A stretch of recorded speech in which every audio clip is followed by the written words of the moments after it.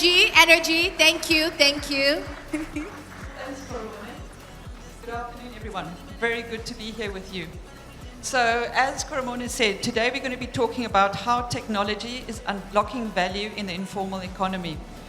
And to help me unpack this topic, I've got 5 experts. The 2 in the room with me today. First one is Ademola Adesina, who's the co-founder and director corporate development at Sabi. Then also in the room today will be Dr Michael Olabisi, who's assistant professor at the Michigan State University and part of the team that developed Wasoko Go. Thank you, gentlemen.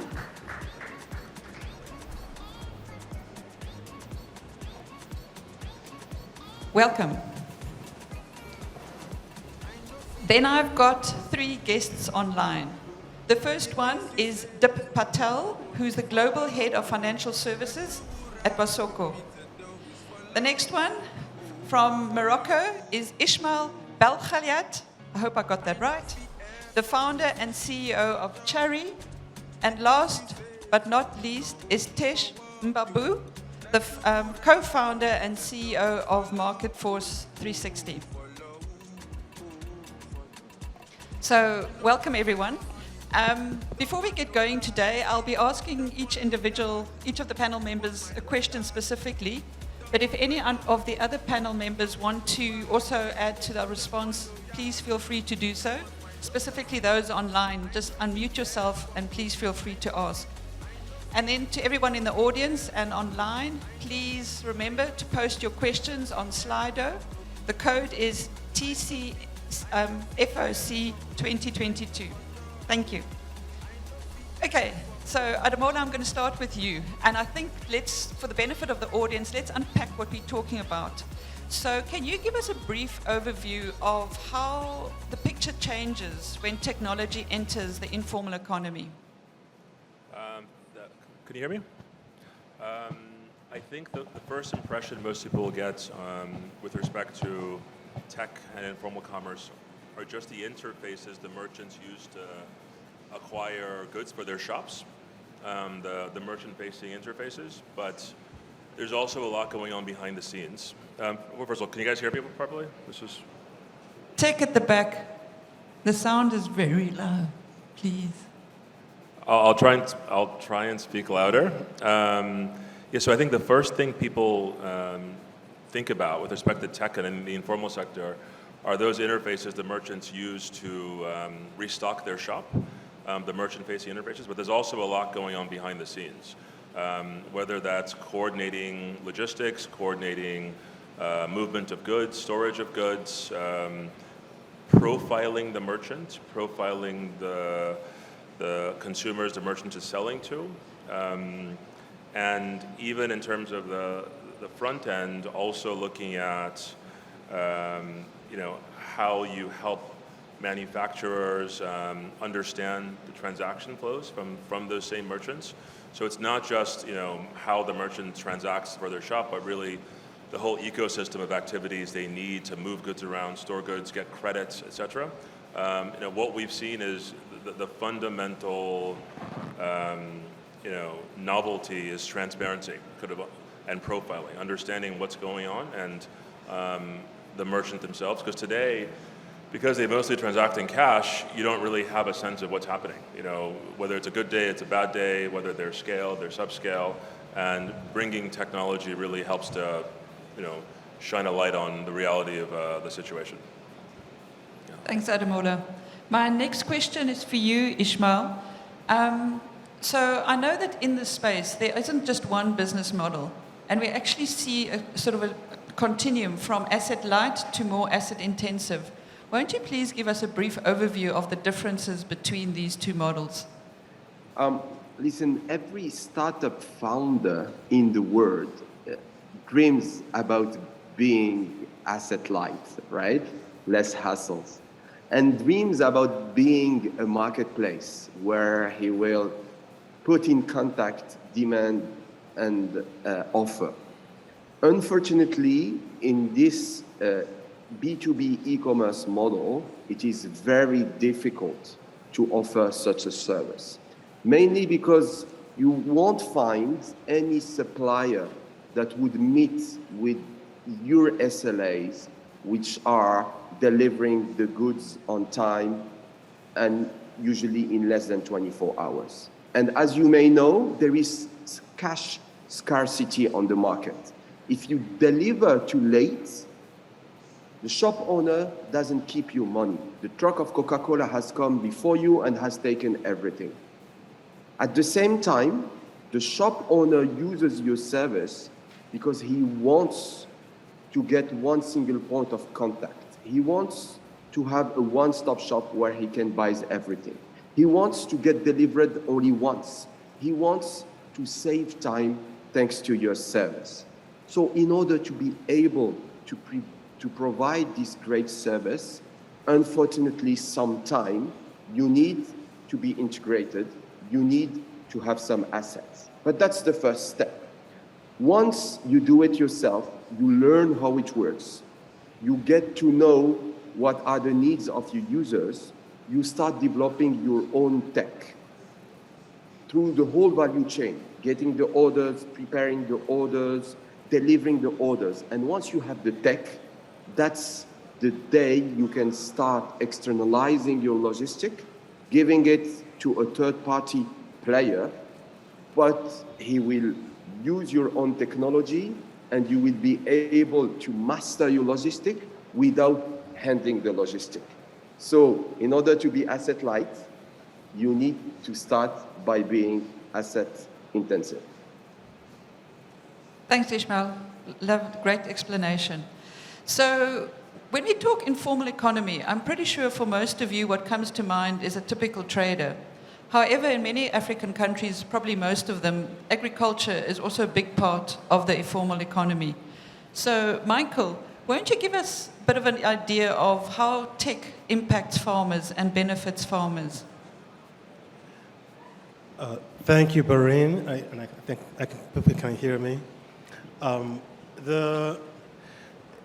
The short answer is it could be transformational, and that's not just in the micro sense in terms of the individual farmer, but in the macro sense. So I'll throw a couple of numbers just so you get the big picture. The last estimates we have a country like Nigeria having about 40 million entities in the micro, small, and medium enterprise space. About 30% of those are involved in either agriculture or agricultural trade in agricultural goods. And we're talking entities with fewer than 9 employees in most cases. That's the majority, the vast majority of these. So it can transform in that it will be an engine of growth, but can also transform in the micro level in that just think of your typical farmer who has to carry their goods all the way to the market. And if it's a bad day, you have to incur the cost of carrying the same goods back to your warehouse or your farm or your store. And with technology like what we are discussing here, you can exactly and precisely determine how much to take to the market and reduce the wasted costs, so to speak, of taking your goods once it's harvested to the consumer. Thanks, Michael.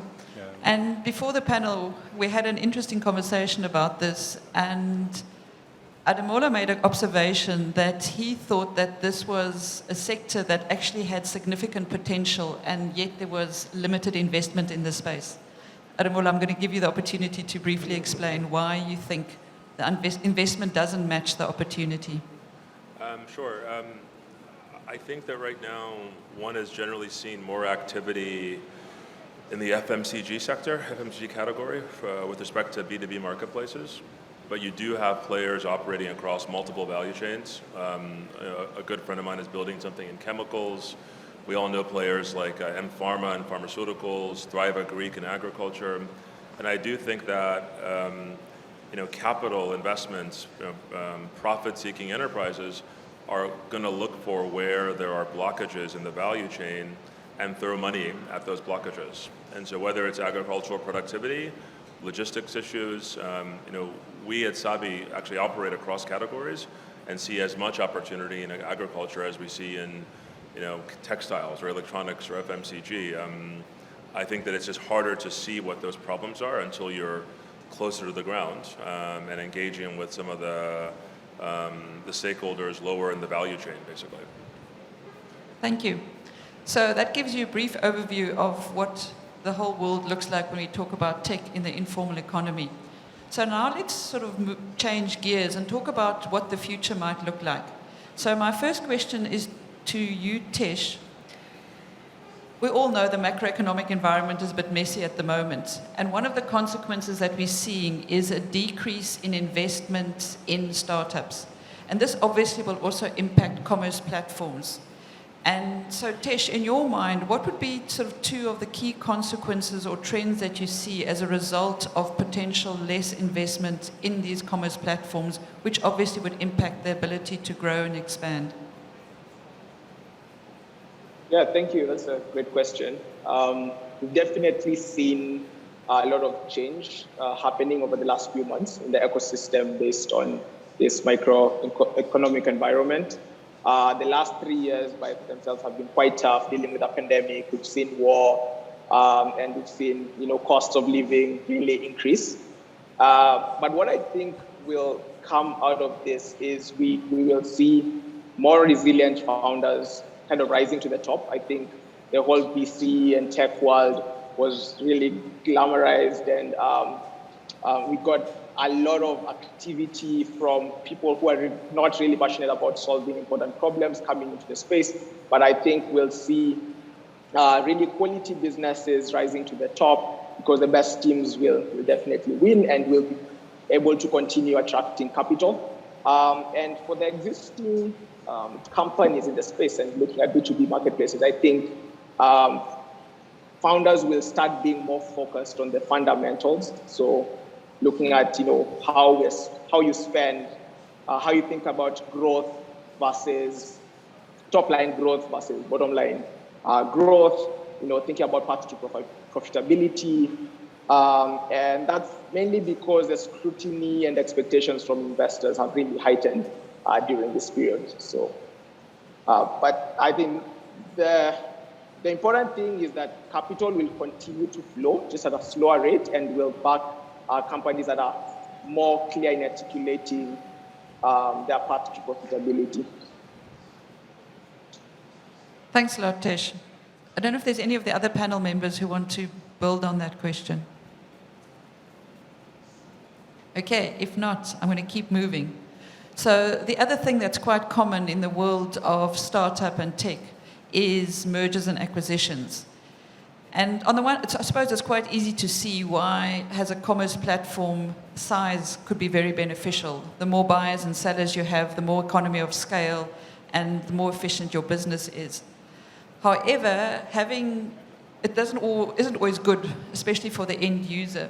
So my next question to you, Ismael, is can you give us sort of an idea of one of the pros and one of the cons of a market having only one dominant or maybe two dominant players? B2B e-commerce is great for the top line. You do GMV, you acquire a lot of users, you create a network of stores who trust you. But then the unit economics are difficult if you don't reach a certain size.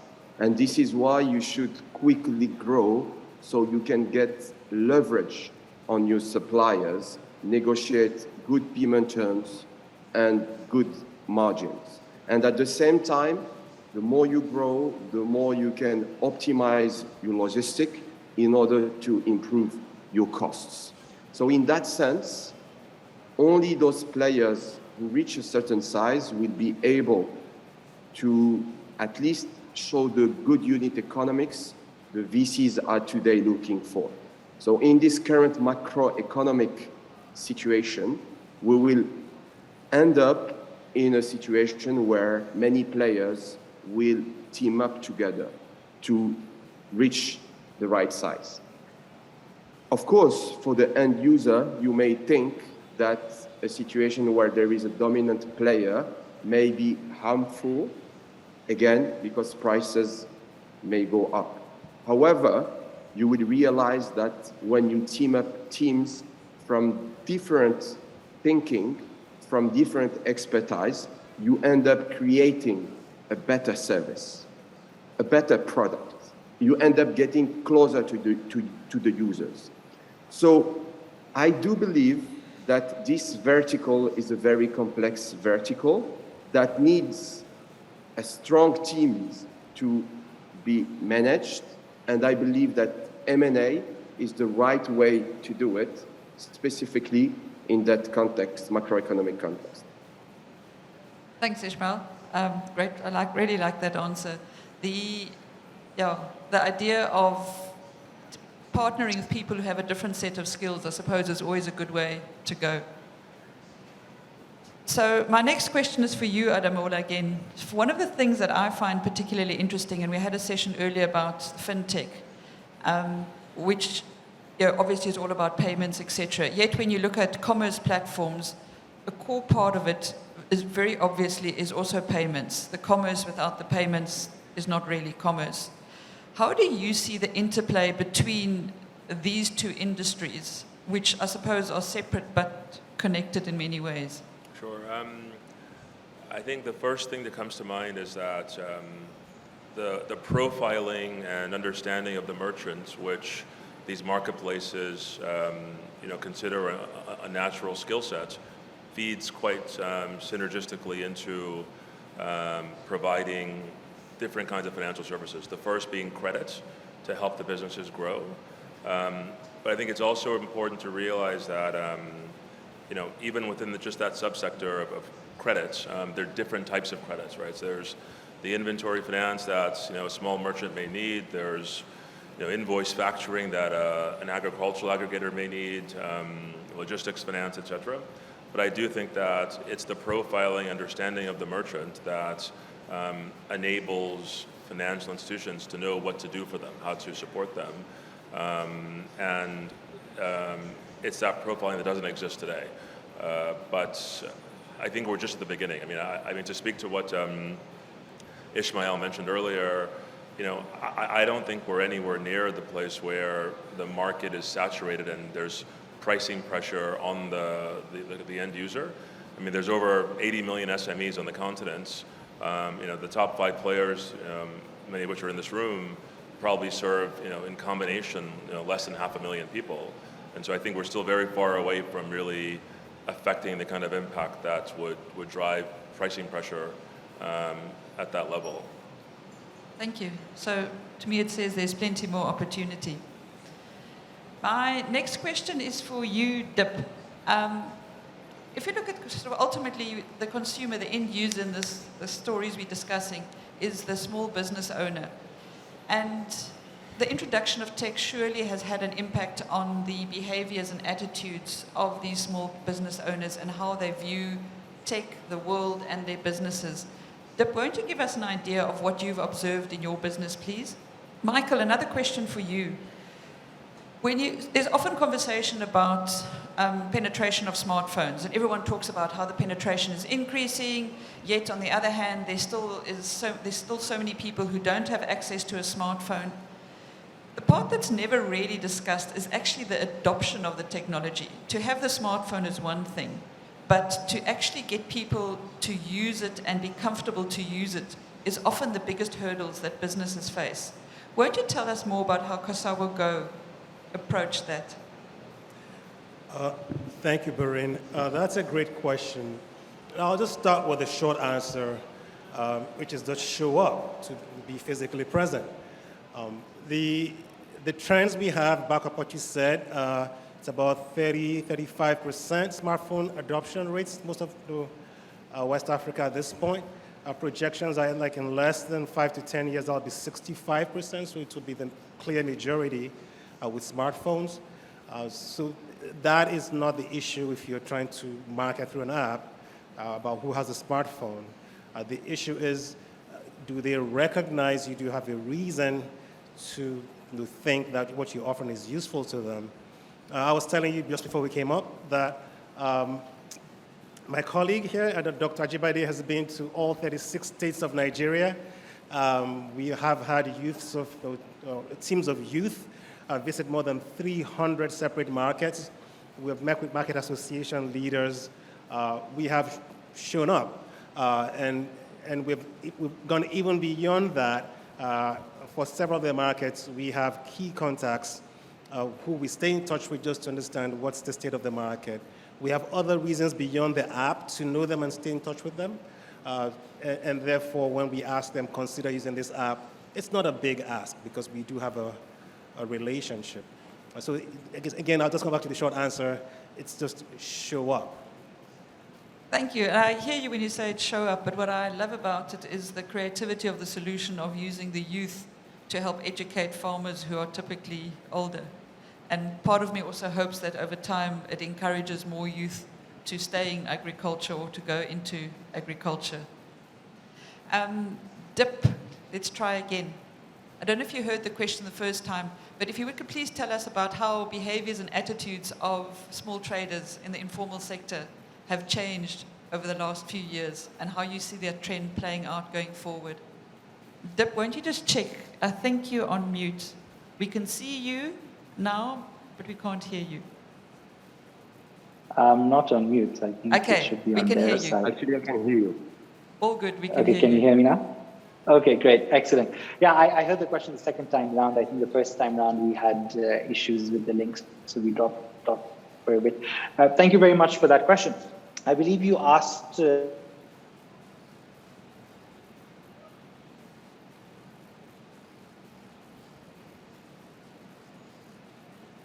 Dip, the technology gods are not on your side today.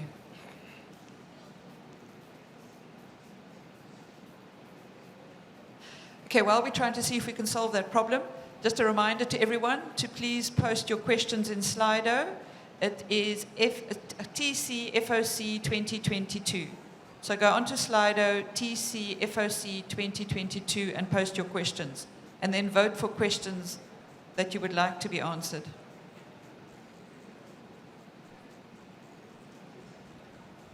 Okay. While we were trying to see if we can recover DIP, I'm going to then start moving towards audience questions. So, team, if we can please have the audience questions. Okay. It's not on the screen, but I came prepared. So the first question is a question for you, Ismael, online. It sounds like you're saying that consolidation brings better service, but that does not address cost for price-sensitive markets for non-governmental business. So I'll repeat the question, Ismael. It sounds like you're saying that consolidation brings better service, but this does not address cost for price-sensitive markets for non-government business. Ismael, do one of our panel members that are physically here want to take that question, please? Yeah, I'm happy to take it. I think my response would be the same thing I said earlier, that we're not nearly at the scale whereby the consumer is facing some kind of price increase because of the tech company. I think it's quite the opposite. I think there is a lot of venture funding that's probably subsidizing some of the real costs for some of these companies. And I think this market downturn and this focus on unit economics will highlight what's sustainable and what's not. Thank you. Is it possible, Tesh, can we connect with anybody online? Can I try and ask Tesh the question? Okay, my attempts at being inclusive are not successful. So then moving to the next question, which is, we are nowhere near, it's a similar point. Okay, so the question is linked to that. It says, we are nowhere near to saturation point where price pressure begins to be a consideration. Isn't this because most startups are subsidized by VC? I think all startups are subsidized by VCs if they're getting VC funding by definition, but I think that the question is what kind of unit economics you have and whether you found a market or you're passing on subsidy, and I think each company is different. Thank you. Any other questions from the audience? Okay, there are people in the audience. Can we get a mic to them? Because I think technology is not on my side. Okay, I'm going to break with protocol. Come forward, I'll give you my mic. Okay, there's a mic coming. Thank you. Hi, everyone. Good afternoon. My name is Blessing Onyelubi. I lead partnerships and events for Web3 ladies. So my question is for you, sir. While you were speaking, you mentioned that you feel the industry is not saturated yet. So I want to ask, do you think there's any point where, do you think it's even possible for any industry to ever be saturated? And I'd love for you to answer, so I'd love to hear both your takes to this question. I'm not sure I got all of that, but I think you asked whether there's any point in which any industry can be saturated. Can be saturated, yes. I can't claim to speak for any industry, but in terms of what we do every day, as I mentioned earlier, there's over 80 million SMEs on the continent. Ultimately, they cut across FMCG, Greek textiles, electronics, et cetera, and a very small portion of them are currently being served today. Certainly less than 10%. And so I think that we have a long way to go. I do think there's enough of a focus, and there's enough very fast-growing companies in the space that are attracting more and more capital, which will accelerate the rate at which they touch these SMEs. But we're nowhere near addressing the existing market. So if I may just jump in. So the answer to your question is yes, it is possible, but at the same time, no, we are not near saturation yet for some of these sectors. We are still, if you ask me, in the stage where we're just trying to create the market and build infrastructure. And let's be clear, the nature of technology is that you're always trying to substitute or replace. So just like your old-fashioned taxi is being replaced by Lyft, Bolt, and Uber, the old way of doing things is being replaced. And yes, someday will come when technology is big enough that you only have a few players, but it doesn't look like that in that space at this time. To me, the short and sweet of that is that there's plenty of opportunity. But I'm quite sure if you spoke to any of these gentlemen, they'll tell you exploiting that opportunity is not necessarily that easy. Is it possible to get our... Okay, the next question I'm going to try for the online audience, or the online panel members again. So the last question I've got here is the informal economy is huge and a lack of literacy is a key issue in Africa. What are the likely ways to navigate it to tap the potentials? Can any of our online panel members hear me? If you want to answer, please unmute yourself and speak.